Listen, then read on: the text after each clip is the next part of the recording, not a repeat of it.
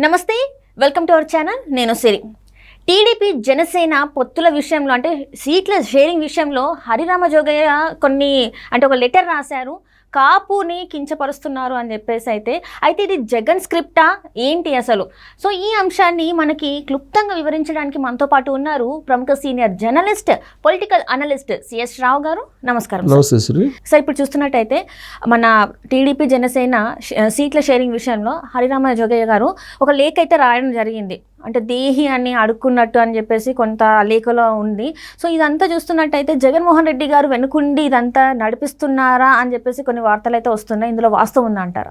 So ఒకటి ఏంటంటే, ఆయన లెటర్ రాసిన తర్వాత పరిశీలిస్తే జరిగినటువంటి పరిణామాలు, ఆయన పొందుపరిచినటువంటి అంశాలు, ఆయన వ్యాఖ్యలు కనుక పరిశీలిస్తే ఖచ్చితంగా ఏదో కుట్ర ఉంది అని అనుకోవాలి. లేదంటే ఆయనకి కాపు సామాజిక వర్గం రాజ్యాధికారం రావాలి ఆ వర్గానికి అని ఒక బలమైనటువంటి కోరికన్నా ఉండాలి. ఈ రెండిట్లో ఏదో ఒకటి ఉంటేనే అలాంటి అభిప్రాయాన్ని వ్యక్తం చేస్తారు. ఇది పవన్ కళ్యాణ్కి ఉండేటువంటి క్రేజ్ని తగ్గించడం అని చెప్పి మనం భావించడానికి అవకాశం ఉంది. ఎందుకంటే పవన్ కళ్యాణ్ రాజకీయ నాయకులు అందరికన్నా తెలియగలటువంటి రాజకీయ నాయకుడు పవన్ కళ్యాణ్. ప్రజారాజ్యం పార్టీ నుంచి వచ్చినటువంటి అనుభవంతో ఆయన జనసేన పార్టీని 10 ఏళ్ల క్రితం పెట్టి ఒక పైసా ఖర్చు లేకుండా, శ్రమించకుండా, ప్రజల్లోకి నిరంతరం వెళ్లకుండా, ఆయనకి ఖాళీ ఉన్నప్పుడు ఆయన సినిమాలు తీసుకుంటూ ఈ పార్టీని ఇంత దూరం తీసుకొచ్చారు. ఎవరైనా ఈ విధంగా పార్టీని నడపగలరా అని అంటే భారతదేశంలో కాదు, చరిత్రలో ఎవరు కూడా ఈ విధంగా పార్టీని ఈ స్థాయిలో నిలబెట్టలేరు. కష్టపడకుండా, పైసా ఖర్చు లేకుండా, ఖాళీ ఉన్నప్పుడు పార్టీకి సవాల్ నిర్వహిస్తూ ఎవరు నిలబెట్టేది ఓన్లీ పవన్ కళ్యాణ్కే సాధ్యం. అతను వేసినటువంటి ప్రతి స్టెప్ కూడా బహుశా కేసీఆర్ని అనుసరిస్తున్నారేమో అనిపిస్తుంది ఒక్కోసారి. ఎందుకనంటే కేసీఆర్కి బలం లేదు. ఉద్యమ నాయకుడిగా ఆయన ఒక పార్టీని పెట్టాడు 2001లో, టీఆర్ఎస్ పార్టీని పెట్టాడు. ఆ పార్టీకి బలం లేదు. ఆ బలం లేకపోయినప్పటికీ మనకి తెలుగు రాష్ట్రాల్లో ఉండేటువంటి అన్ని పార్టీలతో పొత్తు పెట్టుకున్నాడు. పొత్తు పెట్టుకొని పార్టీని అధికారంలోకి తీసుకురాగలిగాడు. సుదీర్ఘమైన ప్రయాణం తర్వాత 2001లో స్టార్ట్ చేసి పార్టీని 2014కి ఆయన అధికారంలో రాగలిగాడు. ఎలా రాగలిగాడంటే పైసా ఖర్చు పెట్టలేదు. ఉద్యమం అన్నాడు. ఉద్యమం పేరుతోటి అనేక రకాలుగా విరాళాలు సేకరించాడు. దాంతోపాటు అన్ని పార్టీలతోటి పొత్తు పెట్టుకున్నాడు. ఆయన పొత్తు పెట్టుకుని పార్టీని అధికారంలోకి తీసుకురాగలరు. సేమ్ అదే స్ట్రాటజీని పవన్ కళ్యాణ్ పాటిస్తున్నారేమో అనిపిస్తుంది ఒక్కోసారి. సో ఇప్పుడు ఆయన ఆల్రెడీ జనసేన పార్టీని పెట్టారు. పెట్టిన తర్వాత తెలుగుదేశం పార్టీ బీజేపీతో పొత్తు పెట్టుకున్నాడు. అప్పటికి అసలు పార్టీ నిర్మాణం లేదు. ఒక పవన్ కళ్యాణ్ మాత్రమే ఉన్నారు. పార్టీ నిర్మాణం లేదు 2014 ఎన్నికల నాటికి. బట్ జనసేన పార్టీని ఎలివేట్ చేసుకోగలిగాడు. ఆ తర్వాత సీన్ కట్ చేస్తే 2019 ఎన్నికలకు వచ్చేటప్పటికి కమ్యూనిస్టులతోటి, బీఎస్పీ తోటి పొత్తు పెట్టుకొని ఆయన ఎలక్షన్కి వెళ్ళారు. ఇప్పుడు తెలుగుదేశం పార్టీ బీజేపీ తోటి పొత్తు వెళ్తున్నారు. సో ఆయన 2019లో చెగువీరా అనేది చెప్పి కమ్యూనిస్టులతోటి అలాగే బీఎస్పీ తోటి పెట్టుకుని ఓడిపోయిన తర్వాత వెంటనే 2019లో అధికారంలోకి నరేంద్ర మోడీ రాగానే బీజేపీ తోటి పొత్తు, నాది ఢిల్లీ బీజేపీ తోటి పొత్తు అని చెప్పి ఆయన కొత్త నిర్వచనం చెప్పారు. పొత్తు అంటే రాష్ట్రంలో ఉంటుంది, కానీ నేను ఢిల్లీ బీజేపీ తోటి పొత్తు అని చెప్పి ఇంతకాలం నడుపుకుంటూ వచ్చి ఇప్పుడు అనివార్యంగా తెలుగుదేశం పార్టీ పొత్తు పెట్టుకునే పరిస్థితి తీసుకొచ్చింది తెలుగుదేశం పార్టీని. ఇది పవన్ కళ్యాణ్ యొక్క ఒక స్ట్రాటజీ. ఇలాంటి స్ట్రాటజీని ఇంతవరకు ఏ రాజకీయ పార్టీ అధినేత వేయలేదు, సక్సెస్ కాలేదు. బట్ ఆ విషయంలో సక్సెస్ అయ్యారు. అలాంటి పవన్ కళ్యాణ్ క్రేజ్ని, అలాంటి పవన్ కళ్యాణ్ ఆలోచనల్ని తప్పుపడుతూ ఇప్పుడు హరిరామ జోగయ్య లెటర్ రాశాడు. అంటే పవన్ కళ్యాణ్కి ఏమీ తెలియదు, పవన్ కళ్యాణ్ అమ్ముడుపోయాడు, పవన్ కళ్యాణ్ కాపులకు అన్యాయం చేస్తున్నారు, ఇలాంటివన్నీ కూడా ఆయన లెటర్లో పొందుపరచడం జరిగింది. అసలు దేహి ఏంటి? అదే సార్, అడుక్కుంటే సీట్లు వచ్చినాయి ఇది అని చెప్పేసి మాట్లాడుతున్నాడు. అంటే రాజకీయాలలో అడుక్కోవడం అనేది ఉంటుంది అంటారా సార్? అసలు దేహి అనే పదం ఏంటి అసలు? ఇప్పుడు వాళ్ళిద్దరు 2 పార్టీలు కలిసి పొత్తు కుదుర్చుకున్నాయి, పొత్తు పెట్టుకుని వెళ్ళాలనుకున్నారు.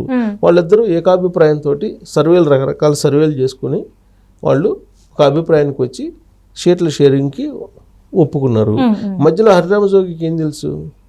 ఇప్పుడు ఒక మనిషి యొక్క బలం, బలహీనత ఆ మనిషికి తెలుస్తుంది. పక్కన వాళ్ళకన్నా కూడా ఆ మనిషికే తెలుస్తుంది. అలాగే ఒక పార్టీ యొక్క బలం బలహీనత ఏందనేది ఆ పార్టీ పెట్టినటువంటి అధినేతకు తెలుసు. ఆ పార్టీ నడిపేటువంటి అధినేతకి కాకుండా హరిరామజోగికి ఎలా తెలుస్తుంది?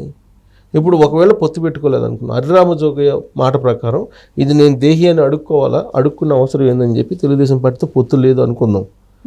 పొత్తు లేకపోతే జనసేన పార్టీ పరిస్థితి ఏంటి? అసలు పార్టీ ఉంటుందా? పార్టీకి గుర్తింపు ఉంటుందా? ఇప్పటికే 10 సంవత్సరాల నుంచి గుర్తింపు లేదు ఆ పార్టీకి. Only registered party. ఎన్నికల కమిషన్ నిబంధనలు ఫుల్ఫిల్ చేయలేనటువంటి పార్టీ అది. అలాంటి పార్టీని ఇవాళ 24 అసెంబ్లీ సీట్లు 3 ఎంపీలు తీసుకుంటే మామూలు విషయం. 3 ఎంపీ స్థానాలు 24 అసెంబ్లీ స్థానాలు ఇవ్వడం అంటే షేరింగ్లో అది ఓ పెద్ద విజయంగా భావించాలి హరిరామజోగి లాంటి సీనియర్ పొలిటీషియన్. ఎందుకంటే హరిరామజోగి కోరిక ఉండొచ్చు బయట నుంచి, కానీ వాస్తవాలకు దూరంగా ఆలోచించకూడదు కదా, వాస్తవాలకు దగ్గరగా ఆలోచించాలి. ఇప్పుడు పవన్ కళ్యాణ్ వాస్తవాలకు దగ్గరగా ఆలోచించాడు కాబట్టి దానికి ఒప్పుకొని గౌరవంగా ప్లస్ జన సైనికులు కూడా చెప్తూ ఉన్నారు, మీరు కలిసి పనిచేయండి, కలిసి పనిచేసి 24 స్థానాలను మీరు గెలిపించాలి అని చెప్పి చాలా క్లియర్గా చెప్తున్నారు. 3 ఎంపీ స్థానాలు గెలిపించాలి అని చెప్పి చాలా క్లియర్గా చెప్తున్నాడు. అంటే ఆయనకు వాస్తవానికి దగ్గరగా తెలుసు కాబట్టి ఆయన చేస్తున్నారు. కానీ ఈలోపు హరిరామజోగి లెటర్ రాసి 60 స్థానాలు కావాలి, లేకపోతే ఒక 7-8 ఎంపీ స్థానాలు కావాలి, ఇలాంటివి రాయటం ఏంటంటే పొత్తును విచ్ఛిన్నం చేయాలి అనేటువంటి దురాలోచన ఉంది ఆయనకి అనేది ఇప్పుడు జన సైనికులే ఆయన ప్రశ్నిస్తూ ఉన్నారు. సో ఇదంతా కూడా జగన్మోహన్ రెడ్డి డైరెక్షన్ అనేది. ఇప్పుడు అసలు ఆ పొత్తు తెలుగుదేశం పార్టీ జనసేన అసలు వాళ్ళు సీట్లు ఏ విధంగా షేర్ చేసుకుంటే వైఎస్ఆర్ కాంగ్రెస్ పార్టీకి ఎందుకు, హరిరామజోగికి ఎందుకు కదా, అసలు వైఎస్ఆర్ కాంగ్రెస్ పార్టీకి ఎందుకు? వాళ్ళిద్దరు ఇష్టపడ్డారు, సీట్లు షేరింగ్ చేస్తున్నారు. సీట్ల షేరింగ్ విషయంలో పవన్ కళ్యాణ్కి అన్యాయం జరిగిందని చెప్పి వైఎస్ఆర్ కాంగ్రెస్ పార్టీ మంత్రులు రావడం, మాజీ మంత్రులు రావడం, వచ్చి ప్రెస్ మీట్లు పెట్టడం అనేది విచిత్రమైనటువంటి పరిణామంగా కనిపిస్తుంది.